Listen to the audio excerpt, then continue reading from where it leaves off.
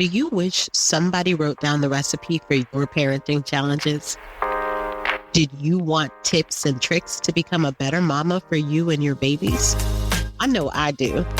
If you're a mother who feels that you are doing the best you can with the hands you've been dealt, but you're still getting it done, then this podcast is for you. I'm so glad you tuned in to Nailed It Motherhood, because we might have the recipe that nobody wrote down.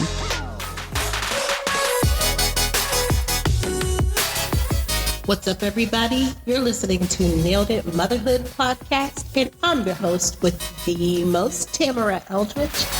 Today's guest is a local guest, so she is able to be sitting right here with me today, and that's kind of thrilling.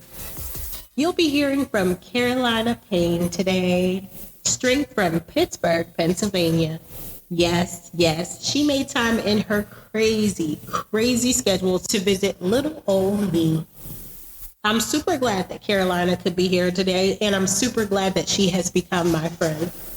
We met in a summer program just a couple years ago, and we were kind of thrown into a working relationship, but it was because of our work ethic that made us bond. I get down with folks who keep it real and who work hard. And if you know this chick, you know she works like a Jamaican. She is about her bag, but more importantly, she is about her babies. I would also like to welcome another mini guest today, Leilani Love. Leilani, can you give me a little mini coo? Because she's asleep. But that's okay. And let's keep it like that, right? Yeah. Welcome, Carolina. Thank you for coming today. Thank you for having me. This is my first time on the podcast, and I'm excited to be here. I guess, first of all, I am Carolina from Pittsburgh. I have 3 kids, 8, 5, and a newborn, which is exciting because I never thought I would have a newborn at 31. But she's here. I'm an entrepreneur, and I work for Pittsburgh Public Schools. What am I? I am the executive assistant of curriculum instruction. I forgot because, I've been off work for so long and I don't want to go back right now. But, it's coming soon to it, and January I'll be coming back. So we'll be working together every Monday for our little lunch dates. Yeah. Well, thank you so much. Thank you for coming. I'm excited. And also thank you for sharing your own personal bio. Before we get into your journey, I wanted to ask you, are you sick of smart TVs? Because I can't stand them. I cannot stand smart TVs. Not for me, but for the kids, right? I'm so sick and tired of Tapia talking into those smart remotes. Thinking that she knows what she's doing, pressing the microphone and telling the TV to turn to a lyric in the song, and thinking that the TV is going to understand what she is talking about. Do your kids do that? Listen, the remote in our house, I call my daughter the keeper of the remote. We have all smart TVs because I just bought a house, and she will walk around with her remote all day long. Like, she has the living room TV on, her bedroom TV on, my bedroom TV on, and Gracie's corner, we're not even going to talk about that. I'm like, turn it off. Like, I cannot sing the Good Morning song one more time, I swear. Like, I'm just going to, lose it. And I mean, Gracie's corner, thank God that we have some representation, but can we get some new dance moves? And that's so bad. Like, I'm not knocking Gracie's corner. I just want her to listen. Her dance horizons. If I have to listen to the Good Morning song one more time, me and my sister, every morning we sing it to my nephew, and it replays in my head all the time. And I'm like, I'm not going to be that mom. Like, you're not going to have Gracie's Corner on my TV. Put it in your room, put it in the living room. I have to sound it out. Like, I cannot listen to that 2-hour YouTube video anymore. Right. Yeah. That's why I charge that tablet while I'm at work. Because after work, That's my time. That drive home, that's me. Can we talk about when the tablet dies in the meltdown? Meltdowns, and then you're like, put it on the charger and don't move. And then they like it gets to 1% and they take it off and they're like running around the house and it dies again. And it's the same meltdown. Girl, that's all I got. Like, girl. Because how many times are you tell them exactly what not to do and they do it and then they're mad at you because they did it. And I'm like, it's going to die. Just leave it on the charger for 2 minutes. Like, oh, it's back at 1%. That's not getting you through one song on Gracie's. Not one. Lord. Our babies. I know we are super spoiled because we have devices, right, to babysit our kids. We need those devices. We do. I think that's why we're a calmer generation, because like we have devices. Because sometimes like I'm like, you don't know what it's like without internet. I live without internet, but then I'm like, I don't want you to not know what internet is. Yeah. Like I want you to be able to have that. We're conflicted. Right. Between too much and not enough. Absolutely. Oh yeah, it's a struggle. But okay. Enough about them kids, okay? Can we talk about you? So, first and foremost, you've had a pretty amazing year. I did. It was definitely a stressful year, but I cannot complain. I can't. Nothing but God, too. Definitely. Like, I mean, you went from, first of all, you crack me up because you just pop up out of the blue with all of your good things happening to you went from a promotion, yeah, to having a baby that nobody knew about. Even me, and no, not even me, because who am I? Even your mom. Right. My mom didn't find out until I had the baby in the hospital. Oh my God. And shoot, I work with this chick, right? And I'm sitting at the baby shower with her that we had at work. And I'm like, yeah, so how does your mom feel? A baby shower that they planned in 3 days. Like, and I would love to shout out to Angela Mike, the head of the CTE program. She found out on that Friday with Dr. Walters, like our boss. My boss. We were all at that PD. Weren't you there? Or no? No, I wasn't there. So it was like a, what was it called? Oh yeah, sorry, because Leilani woke up in the meantime. What was that PD called? It was like everybody in the district was there. And it was the back to school. Yeah, so the back to school event, my whole entire department is there. We're supposed to be presenting the new curriculum for the year, right? And I'm trying to hide in the background. I'm literally in the back room and I'm like, just tell me what you guys need. Like, I'll come back. I didn't sit in any of the PDs. You don't want to hear the story? Just keep going. I'm going to try this out. I said we have again. Oh, okay. So I'm like, so we're presenting all the PDs for all the departments and I'm literally hiding in the back room.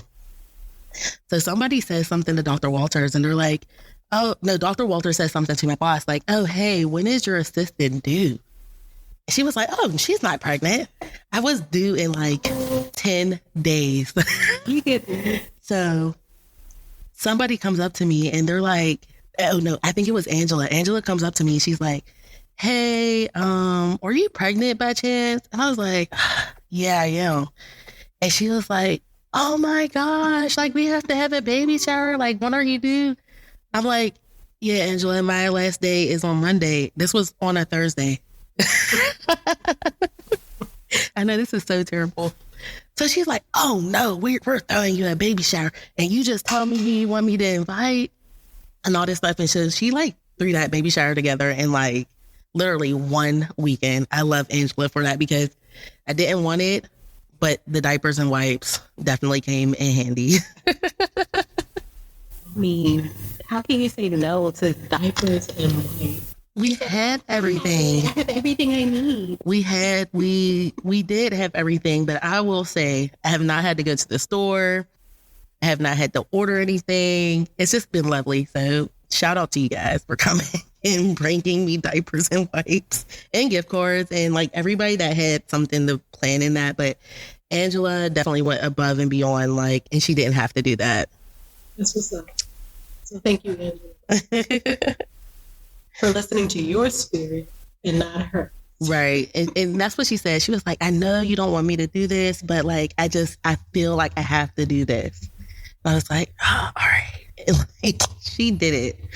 And we had fun. We had fun on our lunch break. And that was the first time I met most of the people on your team. So that was fun. Yeah. But before you had the baby, you bought a house. Right. So this is all in the same year. All in the same month. Even better. So let's talk about me buying the house. So like for like the past, I would say like 3-4 years, I'm like, oh, I want to buy a house, but I don't want to stay in Pittsburgh, but like I need some type of stabilization for me and my kids. And like my uncle's like, oh, like, are you sure you want to buy a house? And if you don't want to stay in Pittsburgh, like, you know, I'm like, yeah, I do want to buy a house. I'm not going to rush it, but I want to eventually, you know, settle down, buy a house. I'm just like, he's like one of those people, like, you need a 5-year plan. And I'm one of those people, like, I have to live day by day. Like, so I'm not planning my week out. I'm planning my day out. I'm actually planning my hour out as we're sitting here. So it's not like, oh, I have something to do. I probably do have something to do. I'm not prepared. And it's bad because I'm trying to work on my time management. But so I was just like, all right, cool. I'm going to get a house. I'm saving my money. Every income tax. I mean, I did stuff with the kids, but like, I would just like put money aside because everybody's like, how did you afford this? And I'm like, I don't know. When income tax came around, I put a lot of money to the side. I mean, me and my kids would go like on a trip or something. We'd buy something big, but the income tax, it's going to the side. And then I'm living in low income housing because at the time, I'm just a secretary at the high school. I mean, I did other things to make my income greater, but I mean, I wasn't making that much. I mean, but I love my job. So it's like, I'm staying here and I don't like change. So, yeah. So for like, I would say like three years, just saved my income tax. And that was like the bulk of what I had to do to get a house. For one, I didn't want to live in the city. So it's like you have a lot of help with houses if you live in the city, but that's just not what I was going for. As you may know, like there's really nowhere in Pittsburgh in the city that like feels safe. And it's like, I had 2 kids. I want a yard. Where am I going to find that at? Like Squirrel Hill's not affordable for me. We work for Pittsburgh Public. Like they're not paying us that great. And shout out to the people that do work for Pittsburgh Public and live in Squirrel Hill, but that's not my salary, just to be honest. So, you know, I had some friends and we're like, oh yeah, you know, we want to buy a house. And I'm like, all right, cool. Boom, pandemic hits. Nobody is working from home. Terrible. Just the mental space that we were in during the pandemic was not fun. Yeah, you were working for Pittsburgh Public, right? During the pandemic? I had just started. So it was like, my son is in kindergarten on the computer. I'm next to him working. Mm-hmm. And I'm working at the at an elementary school at the time. And like my boss is on me hard. And I'm like, listen, I have a 5-year-old in kindergarten on the computer next to me. He doesn't know what the heck he's doing. I don't know what the heck I'm doing. This is like not working. So I'm like, so that was that. And I was like, that was the beginning of me wanting to get out of like public housing. Cause I'm like, he needs his own space. I mean, yes, his own room, but we're like both sitting in the living room trying to do work and schoolwork. It's not working. So yeah, so like I said, I had a friend, I actually had a girlfriend. So we're like, oh yeah, you know, we're going to buy a house. And she was like, you know, I want to buy a house now. Interest rates were good. I still had to work on my credit. Cause I'm like, fix my credit, tear it back down, fix my credit. I did that 3 times. I legit, and I tell people this all the time, like I legit went from like, I even had my car repoed before. My granddad wanted to kill me. I think it was like $2,000 to get out. And they asked me why I was repoed, just because I'm just being irresponsible. So, all right, cool. I get my good credit up, and I get a realtor, and I hate to say this, but she like sucked. And she was a family friend, so I was like scared to like say anything. And yeah, she just sucked. I don't know. Like I don't know. I was approved for a lot of money, $200,000. So I'm like calling my uncle. I'm like, she's like not doing what I need her to do for me. For a year, I sat with her. Don't you know interest rates go sky high? So like the interest, right, we're not.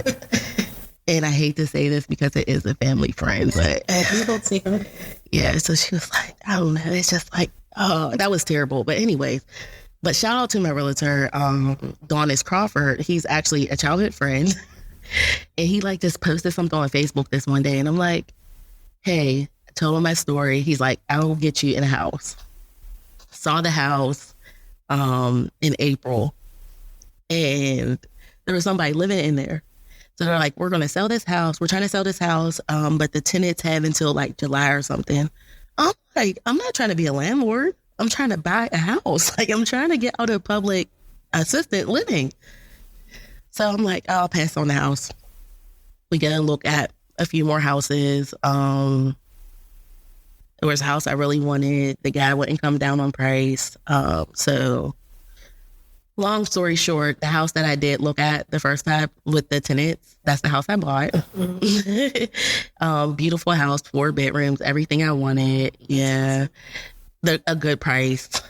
And it all worked out. It all worked out in the end. So you got your space, girl. Right. But like, you want to talk about the challenges on the way? Right. Let's talk about the challenge. Like, I lost friends. Like, close friends, long-term relationships over just like the baby, the new house, the job, like, and like that's the stuff that like we don't think is going to happen. Like I'm in my 30s, like so I'm thinking like the friends that I have, like, oh yeah, those are my girls. We're solid. We're, you know, till the end. You want for me like I want for you, and it's just that's not what happens. Right. You know, we don't hear people talk about that side anymore. Like, so I had a girlfriend, we're friends for years. Kids grew up together. We went to high school together. We lived in the same apartment building. It was like, we did everything together. We traveled together, everything. So my 2 older kids, they have a different dad than my youngest, and which was hard for me, just because it was kind of hard for me to move on from that relationship. So it was like when I confided into my friends about this new relationship that I had, because it took me 7 years to leave a toxic relationship. I mean, like we were living together and all that stuff, but I was a single mom still.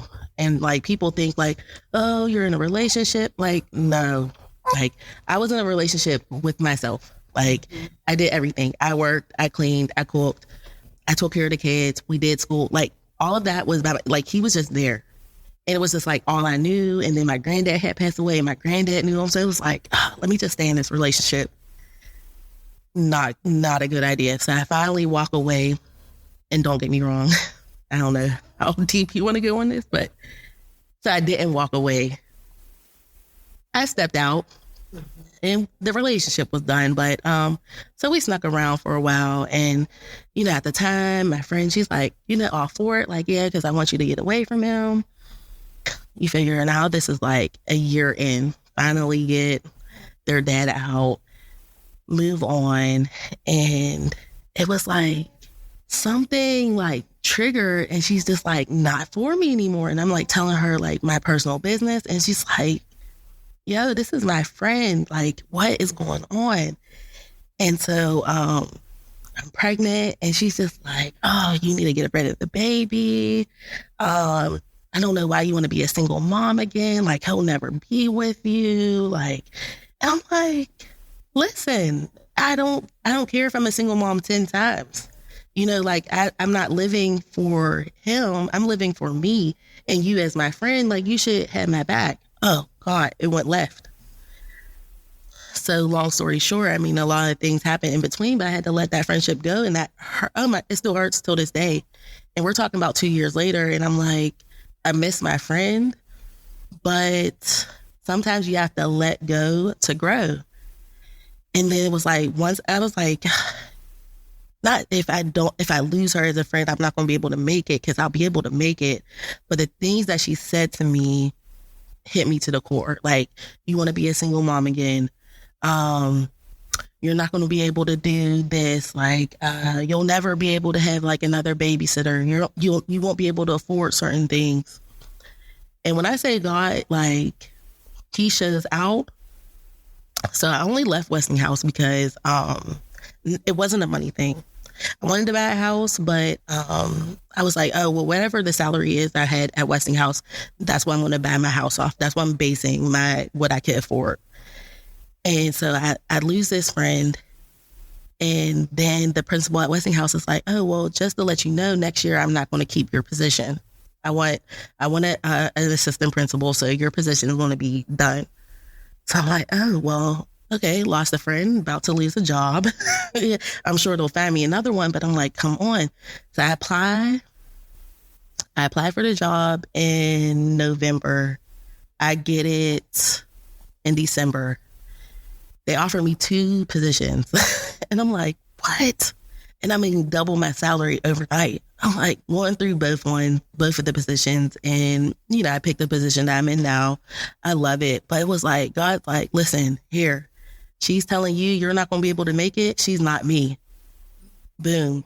I get like literally doubled my salary overnight. In a position, got my own office. It's quiet, no kids. I love the kids, but I needed my peace.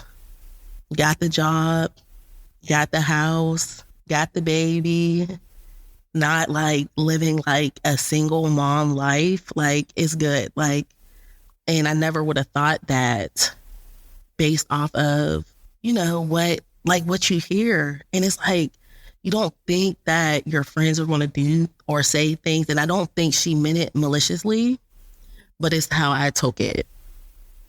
You know, not that we're not friends or anything, like, because there's no beef or anything, but it's just like sometimes that type of energy you have to let go to grow, and like grew overnight. So it's like, yeah, I had to let that go, and I feel better. And even just like, it wasn't even just that relationship, my relationship with my mom, kind of had to let that go. And that's hard.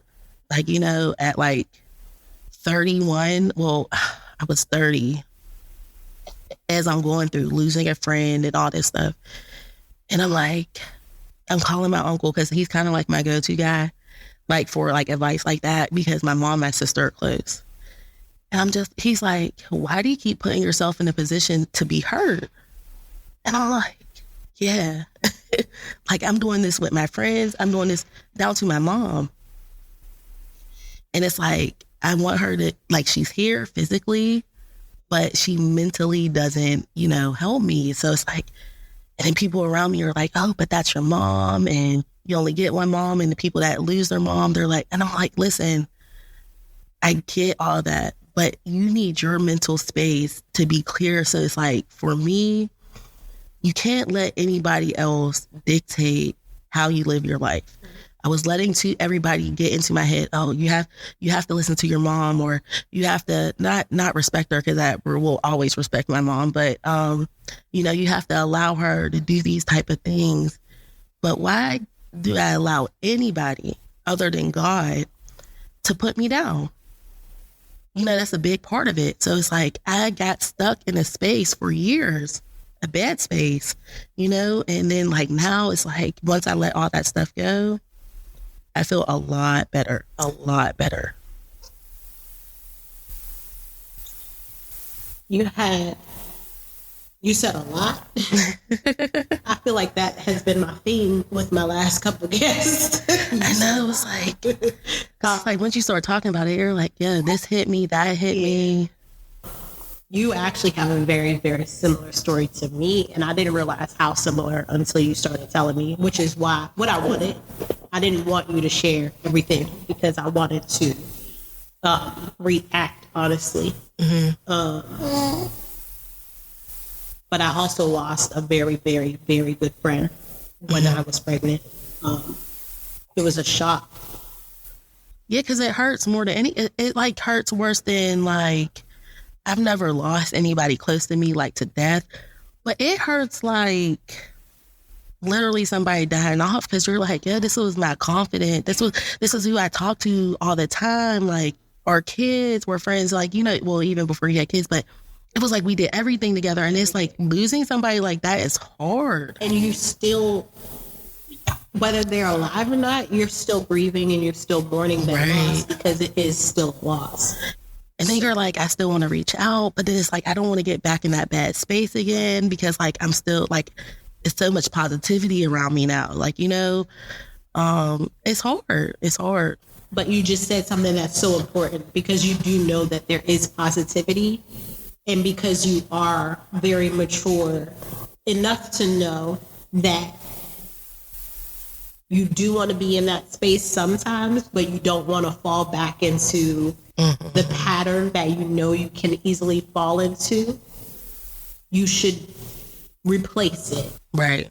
When you feel like you miss that, find something to replace it. Find that positive space. Find those positive people to replace it with. Yeah. And I do want to say, you know, like, shout out to her. She knows who she is. There's not any problems. It's just we're in different spaces and we both know that. So I don't want anybody to think like. And I totally heard that. Yeah, you know, like whenever you were saying that. It's all love. We still talk.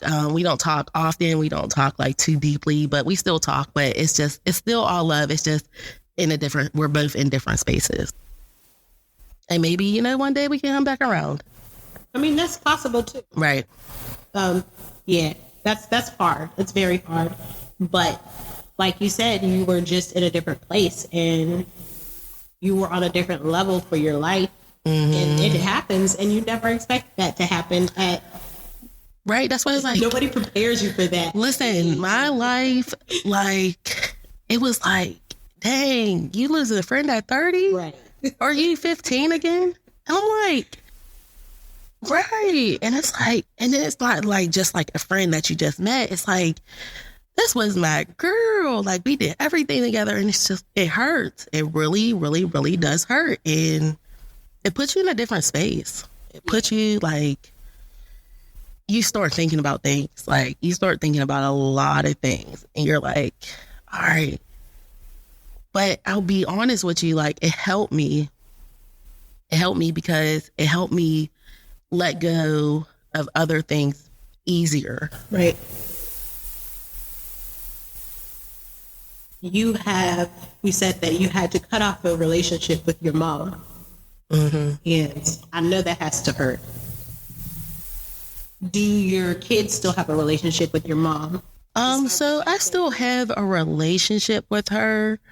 But it's not a mother-daughter relationship. Mm-hmm. So like at a young age, I was raised by my grandparents. But when I say raised by my grandparents, like my mom lived 10 feet away. Like, so it's not like I didn't see her. But she was a flight attendant. So she was gone, like, she had to work like 14 days on, 14 days off. So we just didn't really grow up together. And then when I got older, you know, just like, still just sat with my granddad. Like, that was like my person. Mm-hmm. Like I said, my sister, I have a younger sister, which she holds it down for me. Like, she down to my kids. Like, and I have 3 kids now and she has a kid of her own. So that's 4 kids. She holds it down for me. But they had a good relationship, and for whatever reason, like, me and my mom just didn't have that, relationship, you know. Like I said, it's not a mother-daughter relationship. It's still, she will sometimes I think watch my kids. I think she's like met the baby a handful of times. Like she has her own stuff going on. I'm not in the position, like a lot of it is mental, which I know we're not talking about this, but like mental health in African Americans is like extreme, and like we do not get the help that we need. So like I think of a lot of it is that ties into it, that strains our relationship, and I'm kind of like a no nonsense anymore. Like I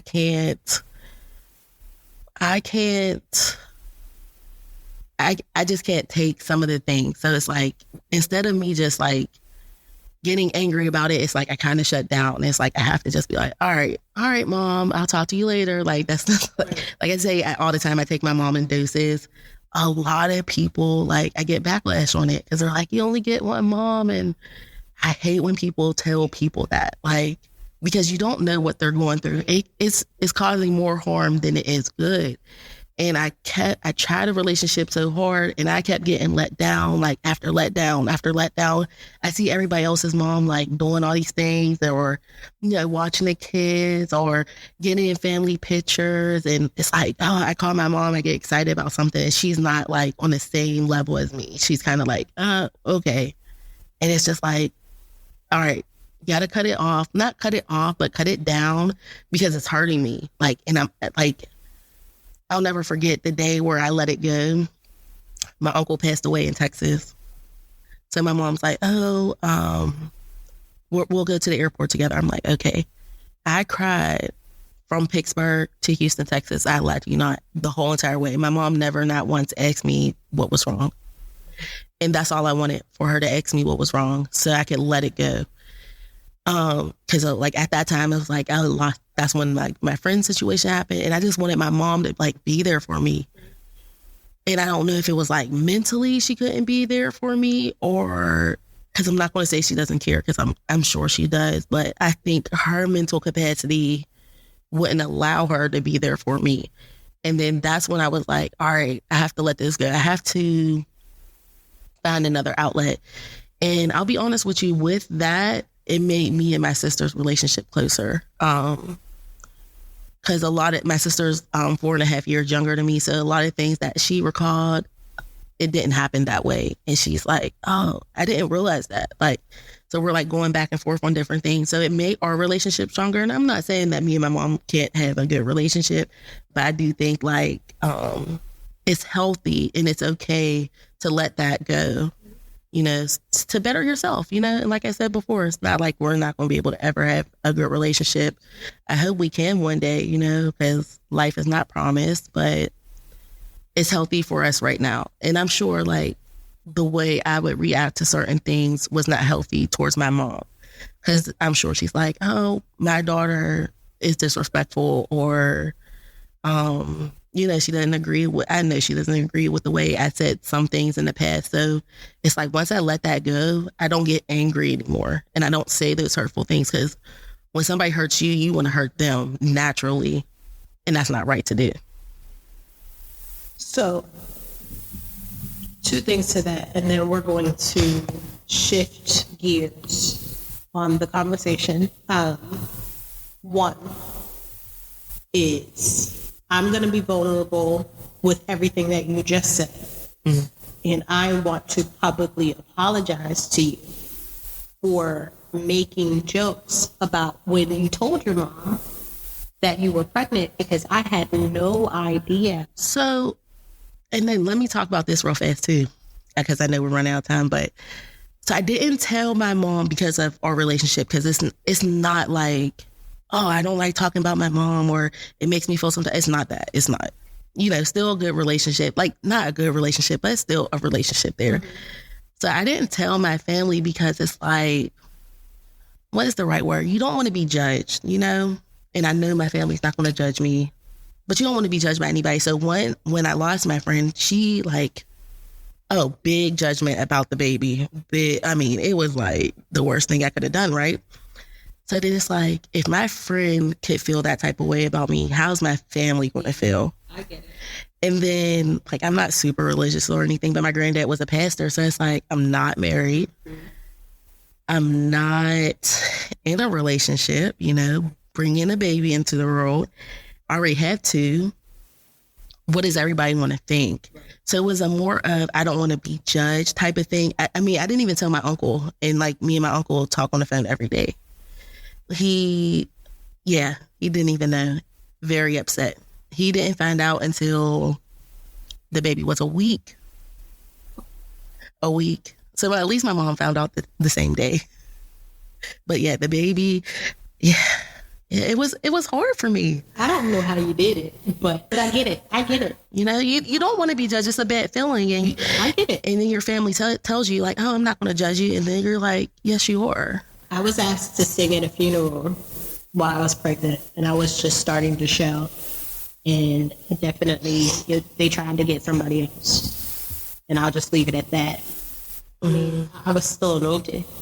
Right. Whether I was carrying a baby out of wedlock or not. Right. And if I still love me, okay, we're going to let that go. And it's just like, it's a bad feeling, whether you're pregnant or not. You just don't want, you don't want to disappoint, Right. I get it. So for me, it was more of I might disappoint my family because of what I'm doing, because it's like the bad always outweighs the good. Like, they're not going to see the house. They're not going to see the new job. They're not going to see like mentally I'm doing better and physically I'm doing better. They're going to see, oh, she's having another baby. Mm-hmm. So I even till this day, I try not to put that burden on anybody, because I don't want anybody to feel like, oh, I have to help her. Like, no, I got it. Like, we're good. I get it. Ooh, girl. When I started thinking about doing this podcast, I did not intend for our conversations to get as heavy as they have. And even on the first guest, I tried to keep it lighter than it should have been. And due to timing, it ended up staying lighter than it needed to be. Uh-huh. But it should have gone deeper. And I already told her she's coming back. Okay. Because she had more to say. Mm-hmm. And the platform that I'm hosting the podcast on doesn't necessarily allow me to keep her as long as I needed to keep her. Right. Which is fine. I mean, my budget doesn't say. Eventually it will. But I'm going to actually have to pray about this podcast a little harder.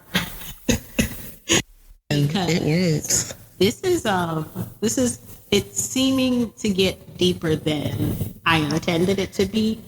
And even the other day, I woke up with heavy thoughts and vivid memories of my own mom. Mm-hmm. And I think it's because of the podcast. Mm-hmm. And see, that's why I don't like it. I think everybody gets like nervous talking about their mom, because it's like, okay, so I have one way I see my mom, and then you don't have your mom. So it's hard for you. I know it's hard for you to listen to me having a mom here and not having a relationship with her, because it's a difficult conversation. But it's still hard for you. Mm-hmm. So I don't take that away from you. Mm-hmm. You still want that. You still yearn for your mom, mm-hmm. like everybody else. Right. It's not fair. You get to watch everybody else brag about their parents being around. And guess what? So it's the same, like probably how you feel like you miss your mom, you want your mom here. I physically have my mom here, but I still want my mom, right. Miss my mom. And she's physically here. She's right down the street, and I can't reach out to her. I can't touch her, I was thinking exactly that when you said it a couple minutes ago. And I think it's important to kind of get deep, because like so many people are going through this, and I would hate for somebody else to like have to go to 30 to feel like right. It's okay to let go.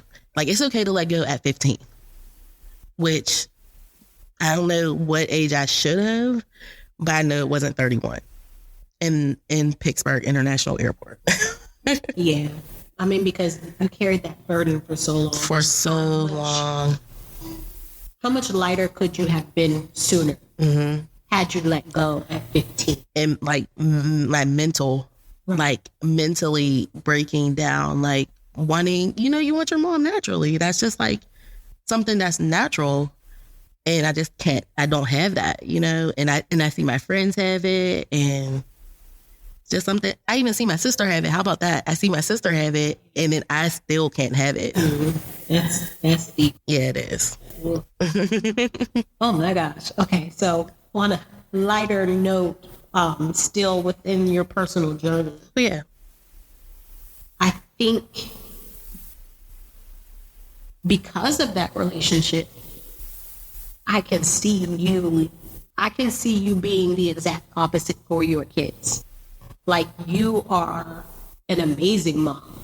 Like, I see how much you do. And I know you said that you are tight with your money because you wanted to save, and you, like, the amazing tips that you have with your money since I met you. Oh, girl, you need to go and you need to do this. And there's some coupons for that. And girl, do this. And oh, yeah. So we didn't even talk about the extreme couponing. Yeah, like, if you need help saving money, this her. This one. Right here. But look, it was all for a greater cause, because I'm like, there has to be an end game to this. Like public assistant living, and I'm not downplaying it, but it has to be an end game to it. Like, I hate it where I lived. Hate it. And it's like, okay, what is next? Because I could just stay in this space. But you did it for your kids. But you're also coach. Your children's coach. Right. They're in 50,000 sports. They are there every Saturday, every Sunday, every Thursday, it's not like you're not doing for your kids. So I think I'll be honest. Of this, you know, so right. You're not less than because of that. I think you are more than because of that.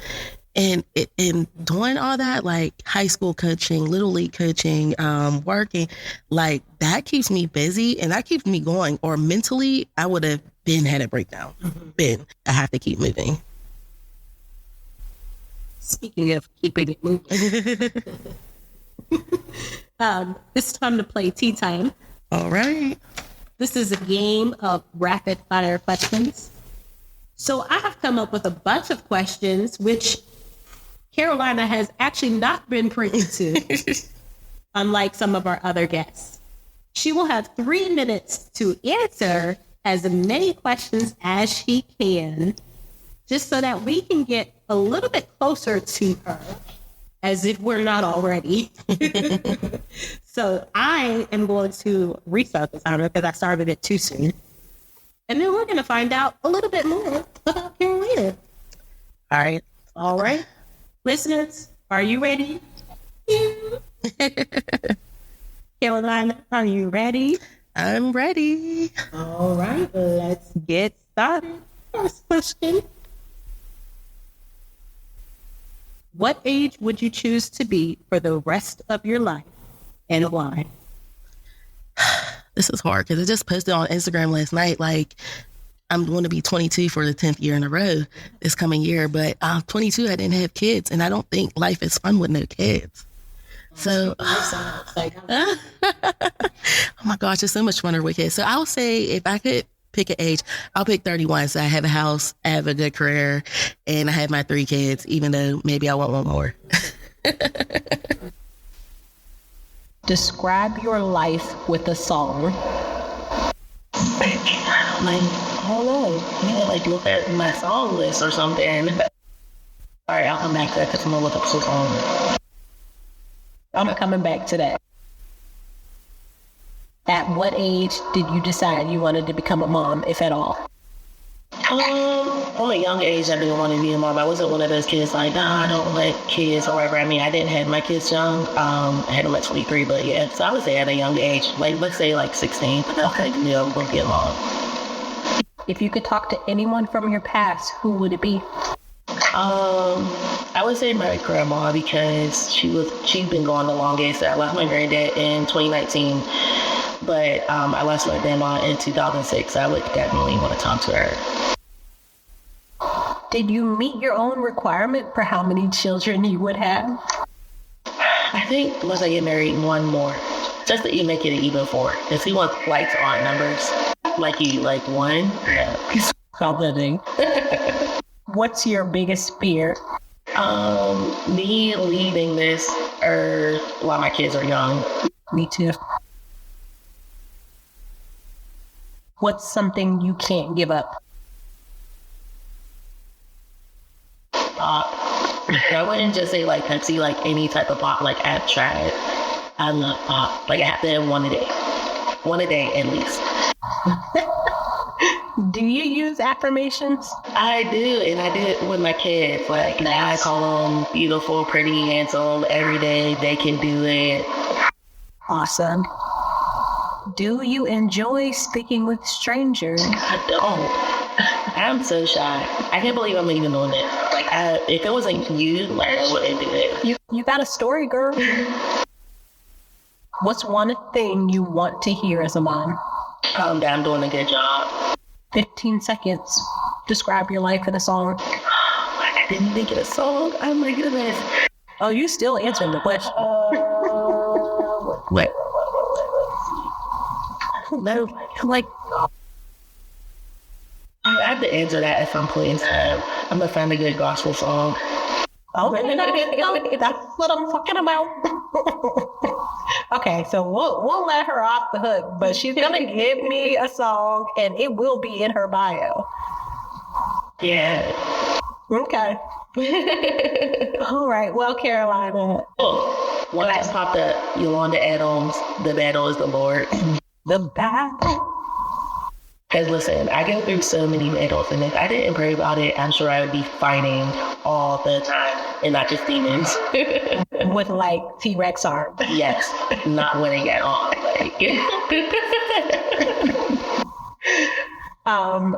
Carolina and Leilani Love, I want to thank you both for being here today, because this session was much needed. Yeah.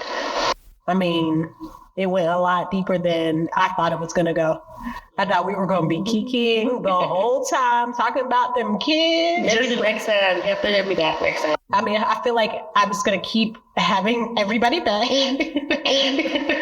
I had a ball. Thank you very much for being transparent with us, because it was necessary. Yeah. It was definitely necessary. You were vulnerable, and I think the world needed that. And hopefully it helps somebody that's going through something like that, because I'm not the only one, and I wasn't the first or the last. Absolutely. So do you have any final words before we go that you would want to share with anybody who's listening? So I just want to thank you for allowing me to have this, because it's good for, just people to have an outlet. And I always wanted to help people, and I'm not like a big talker, or, I'm not going to go out and write a book. So this was a good outlet for me. Why won't you write a book?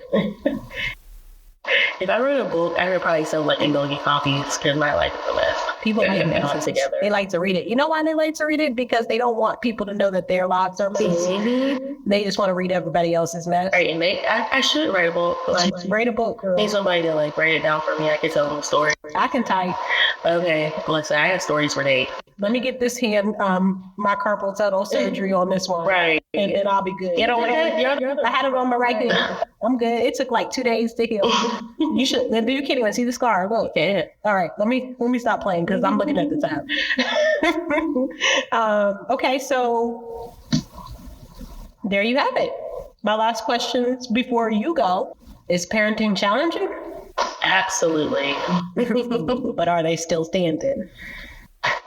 They are, even if it's just one less tip. I mean, just make sure that they have enough to balance, okay? Right. So what can you proudly shout to the mountainside? This mama is nailing it. Nailing it. So thank you, listeners. If you like this episode and you want to hear more personal parenting stories, please subscribe to my social media, Nailed It Motherhood Podcast, on Instagram, Facebook, and TikTok. and follow us on your favorite podcast platform. You can also be a guest on the podcast by completing a guest application. The link is in the bio. We welcome your questions, comments, and ideas, and we certainly hope you keep the conversation going. Until next time, keep on doing what it is that you do. Bye.